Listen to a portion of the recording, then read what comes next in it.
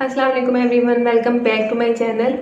आज का हमारा टॉपिक बहुत ही इम्पॉर्टेंट है कि इम्प्लांटेशन ब्लीडिंग को आपके पीरियड से किस तरह डिफ़र किया जाए। मतलब कि आपको कैसे पता चलेगा कि आपकी इम्प्लांटेशन ब्लीडिंग है या फिर पीरियड्स हैं।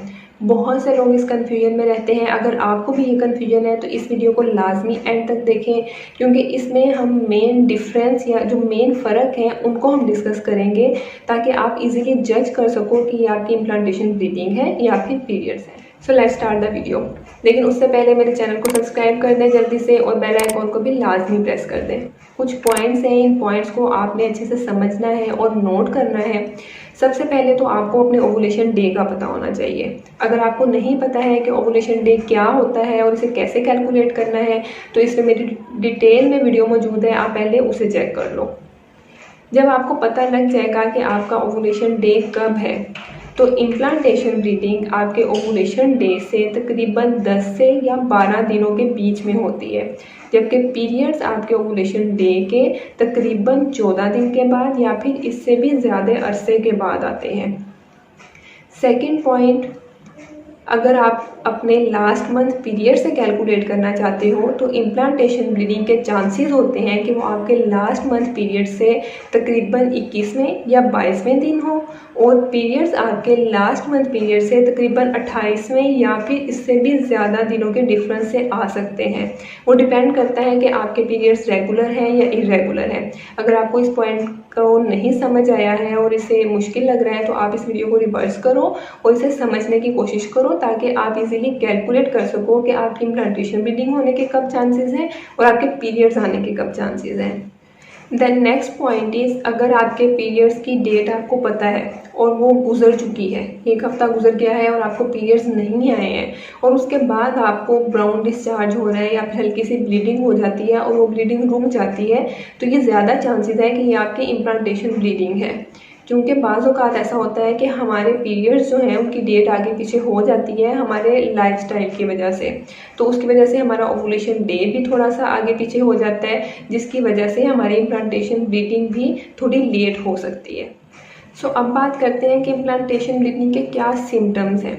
मोस्टली इम्प्लांटेशन ब्लीडिंग के सिम्टम्स आपके पीरियड से ही मिलते जुलते होते हैं। आपको पता नहीं चलता है कि ये आपके इम्प्लांटेशन ब्लीडिंग के सिम्टम्स हैं या फिर आपके पीरियड्स के सिम्टम्स हैं। लेकिन एक सिम्टम ऐसा है जो कि मेन है और उसे आप आइडिया लगा सकते हो, वो है पेन। इम्प्लांटेशन ब्लीडिंग में पेन बहुत कम होती है, बिल्कुल लाइट सी पेन होती है आपके पेट के अगले हिस्से में या फिर पिछले कमर के जगह पर थोड़ी सी पेन होती है, और ये पेन इजीली ख़त्म हो जाती है। लेकिन पीरियड्स की पेन कुछ लोगों को बहुत सीवियर होती है और पीरियड्स आने से पहले भी होती है और वो कॉन्टीन्यूस रहती है आपके पीरियड्स में, और कुछ लोगों को बाद में भी ये मसला बन सकता है। सो इम्प्लांटेशन ब्लीडिंग की पेन आपके पीरियड्स की पेन के मुकाबले में बहुत कम होती है।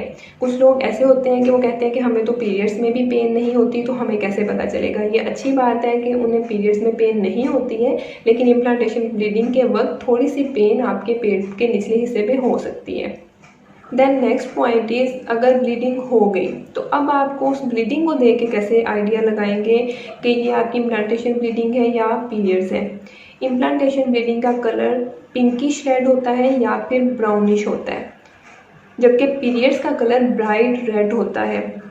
कुछ लोगों को पीरियड से पहले भी ब्राउन डिस्चार्ज होता है, लेकिन वो एक सेपरेट चीज़ है। उस ब्राउन डिस्चार्ज के बाद आपके पीरियड्स स्टार्ट हो जाते हैं या फिर आपकी ब्लीडिंग हैवी हो जाती है। Then next point is flow.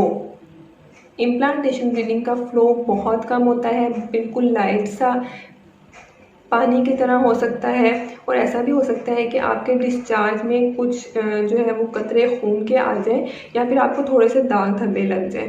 लेकिन पीरियड्स का फ्लो बहुत ज़्यादा होता है, थिक होता है और हैवी होता है। इसके अलावा पीरियड्स में क्लॉट्स मतलब के लोथड़े भी आ सकते हैं खून के, लेकिन इम्प्लांटेशन ब्लीडिंग में कोई भी क्लॉट्स वगैरह नहीं आते हैं।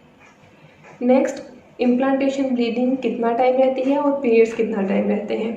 इम्प्लांटेशन ब्लीडिंग बहुत कम रहती है, जैसे कि आपको कुछ घंटों के लिए हो सकती है या फिर कुछ दिनों में भी हो सकती है, मतलब कि 1 दिन 2 दिन या मैक्सिमम 3 दिन।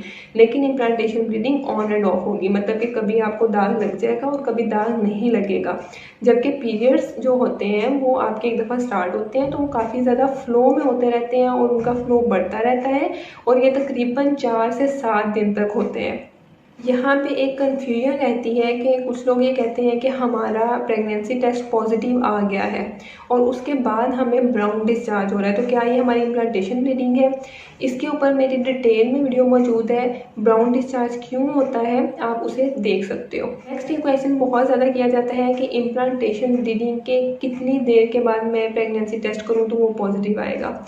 अगर आप यूरिन टेस्ट करते हो तो इम्प्लांटेशन ब्लीडिंग के तकरीबन 1 हफ़्ता आपको वेट करना चाहिए, क्योंकि जब इम्प्लांटेशन ब्लीडिंग होगी उसके बाद आपकी बॉडी में एक हार्मोन पैदा होता है जिसे हम HCG कहते हैं और उस हार्मोन को डिटेक्ट किया जाता है प्रेगनेंसी टेस्ट में।